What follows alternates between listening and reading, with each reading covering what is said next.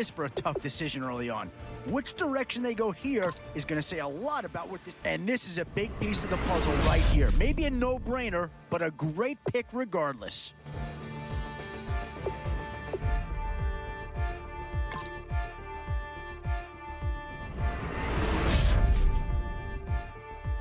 One thing's for sure in this round, you're going to walk away with a great player no matter which way you go.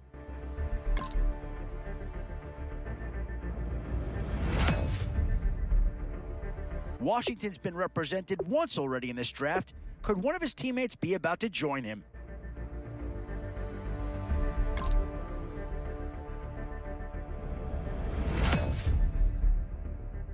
So, with a handful of starters already nailed down, 2 words here: difference maker. That's what that pick right there is.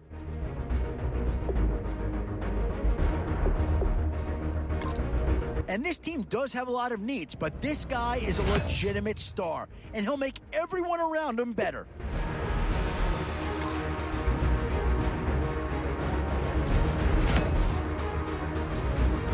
Some tough choices coming up right about now. Do you go after the best available player, or do you go after a position of need?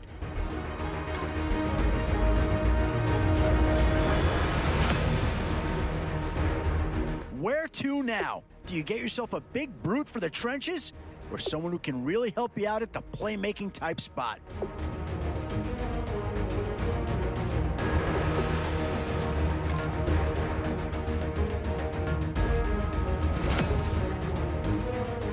And now is where you need to make these last picks count. Time to fill any holes you can before it's too late.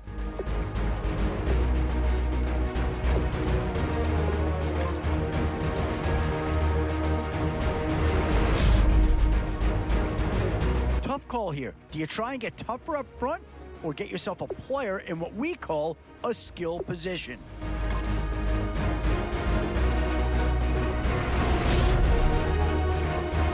Always a tough decision, offense or defense. It's all about finding the right balance when you're putting a team together. Now it's getting to the time of the draft where you really want to get lucky and hope somebody falls into your lap.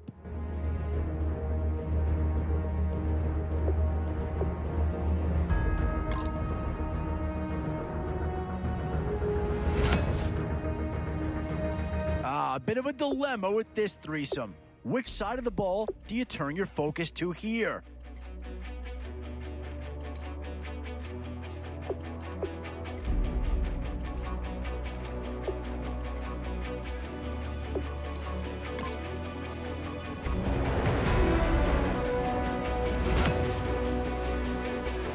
No surprise to see a few Denver Broncos in this draft. Here's a chance for the second one to come off the board.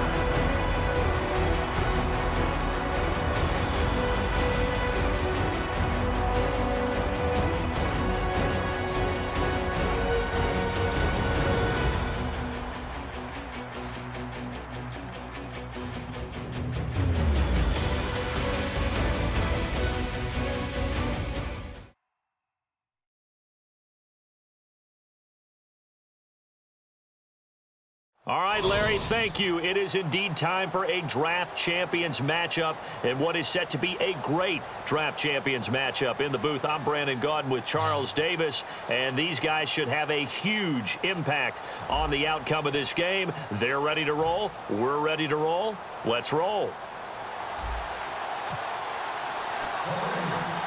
And it's the birth of a new club as we're underway in draft champions.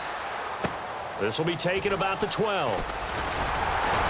And a nice return sets him up pretty good here at the 30-yard line.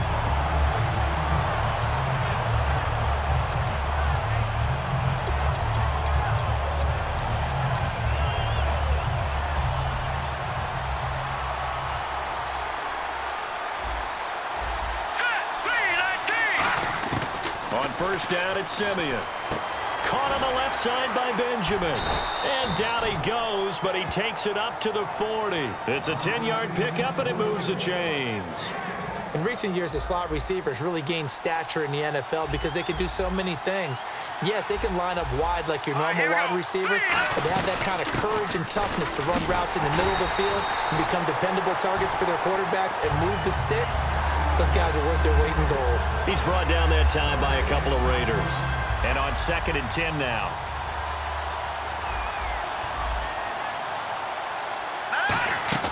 Off of play action, Simeon. He's got time. And that one got tipped, kind of threw everything off. It brings up 3rd. Well, we're not playing 3 yards in the cloud of dust football anymore. I kind of get why those old school coaches sometimes didn't want to throw the football. Because if it's popped up in the air, it almost turns into slow motion. And both sides trying to get to the football. He rifles one that's intercepted. Picked off by Akeem Talib. And his guys are going to get the football at their own 47-yard line. That could be a downside of putting together a team in draft champions week 1. It's early. You might have some of these mistakes. You're exactly right, because it does take time to build chemistry, trust, right? Understanding where guys are going to be. And I think that's what led to the interception. They just don't know each other well enough yet. That should build up as the season goes on. A good first down call as the screenplay gets him 9. For a second there, I thought that might break big. Screen pass. Looked like it was coming together. Looked like there was an opening. Still, ended up with a solid game. Here's Thomas Rawls with his first carry. And some room to maneuver. The 20. And all the way in. Touchdown, Oakland. Thomas Rawls, 44 yards. And the Raiders have taken the early lead. And on that long run, maybe the defense caught napping a little bit. The concentration level may not have been there. I agree with you on that one, because those types of plays, when they result like that, they're almost like big bolts of lightning, aren't they? Whoosh, and off he goes. And following the touchdown now, it's Bradley Pinion on to kick this one away. This will be taken to the back of the end zone.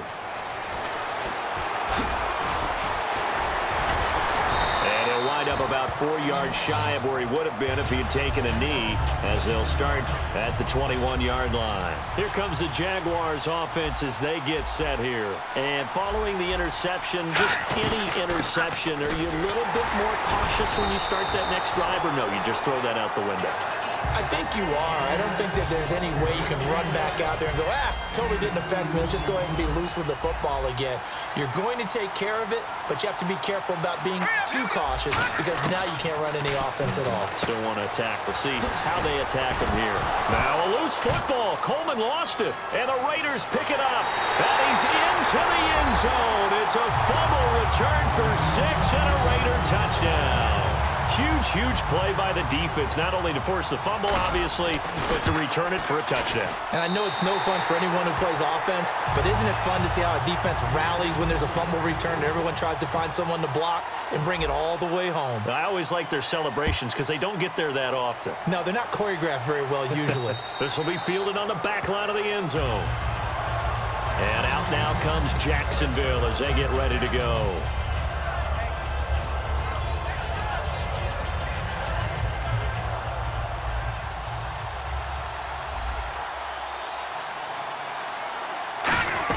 They'll start out on the ground with Coleman.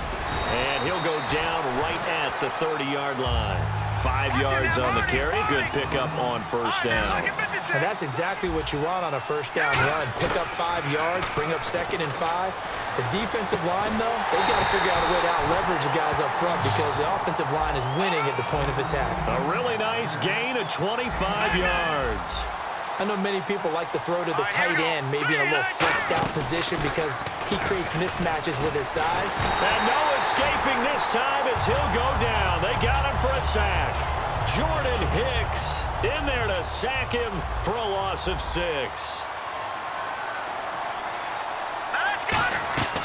Here's Simeon now on second down. On the screen, this is Coleman. Only a yard there. Sniffed out well defensively, and it brings up third. I wonder what was going through his mind when he got the play call. He just got sacked on the previous play. He knows they're coming after him again. A little bit of guts to stand in there, take the hit, and successfully complete the screen pass. Really well done. And he's got the hook up with Anthony Fasano. So the kick from here on a field goal would have been right at 53 yards, but instead, offense out there. They're going for it. Here's Simeon, and this is caught. He hits Landry. It'll be a pickup of 10 yards.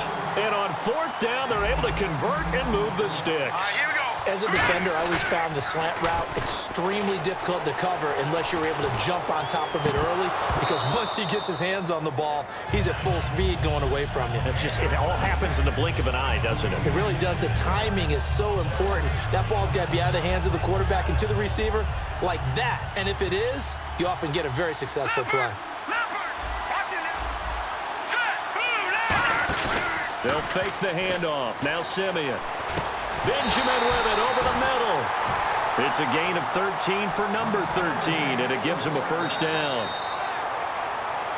Alongside the former defensive back Charles Davis, I'm Brandon Gaudin. It's Jaguar football as we begin quarter number 2. And they're on the move here. They've got it 1st and 10. Now a play fake. And he takes it in. Touchdown, Jacksonville. Anthony Fasano from 13 yards out. And the Jaguars are back within a score. The tight end position has always been dangerous, especially in the red zone, short field. But now even more so because these tight ends aren't necessarily the tight ends of old. They're the rocked-up wide receivers who have a little bit more speed. Way harder to cover than before. This will be taken about the 12. And a nice job there as he gets this one up just shy of the 35-yard line at the 34. And now Oakland ready to take the field. And they'll just simply be looking to build off the confidence of the last time out where they scored a touchdown. And confidence is powerful, isn't it? When you've scored once, you feel like you can go back out there and get it done again. Doesn't matter what the defense throws at them. They feel like they're in a groove right now, and they want to get out there and show it. Yeah, hoping to stay in that groove here this go-around. And able to break one tackle, but then quickly brought down. I wouldn't be surprised to see the next step in utilizing this position is to actually utilize more of a scat back in this spot, because we saw the catch there, right? He made it, but he's a bigger, stronger guy, maybe not quite as elusive as maybe someone else you would put there. Yeah, didn't get the big yardage there you might out of a smaller back. Cousins now on second down. He's going to get this one out to his fullback. He can't bring him down. The weight room does work. Give him 10 yards on that one, and that'll earn him a fresh set of downs. And a good quarterback facing zone coverage. If he has just a little bit of time to survey the scene, that's what's going to happen. No doubt about it. If there's no pressure, he's going to continue to pick them apart because he'll have all that time to find someone open downfield. He can only cover for so long. So maybe they want to go to a zone blitz scheme, get a little bit more pressure. Remember when Carolina did that against Denver? They lost the game ultimately. They dropped the defensive end out, and he ended up with an interception in that game in Super Bowl 50. Maybe some sort of scheme like that to try and get more pressure at the passer. First down, this is Rawls. And he'll be brought down at about the 42. 2 yards on the carry there, and it'll be second down. And they still need 8 yards for the first here on second down.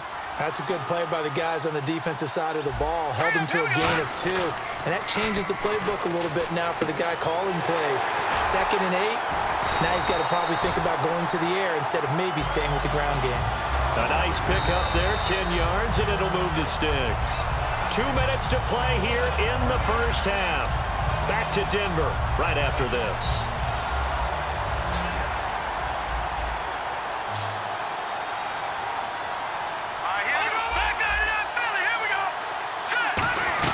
They'll run it now out of the gun.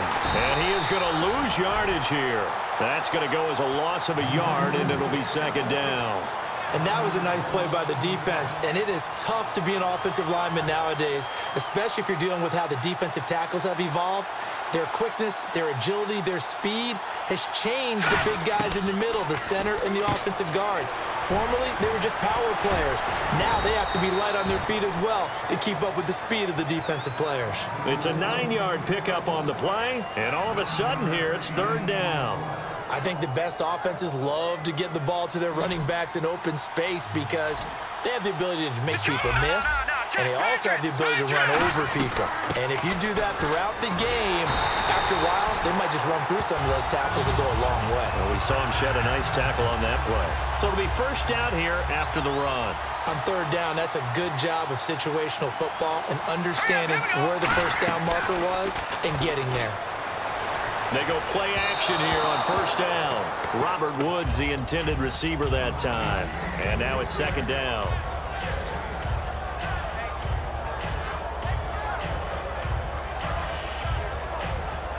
So incomplete on first. Let's see what second down has in store.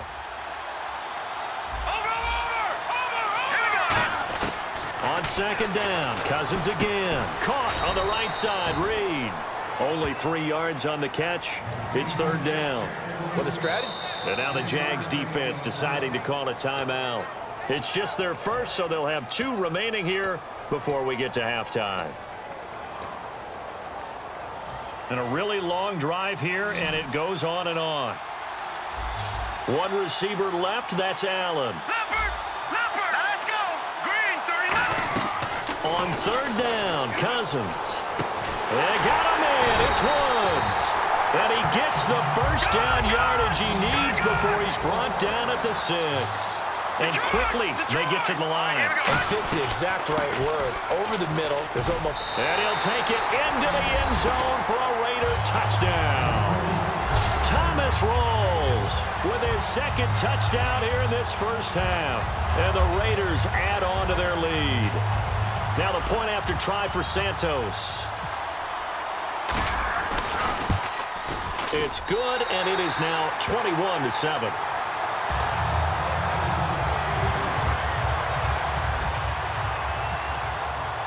Following the touchdown now, it's Bradley Pinion on to kick this one away. Here's Jarvis Landry now on the return.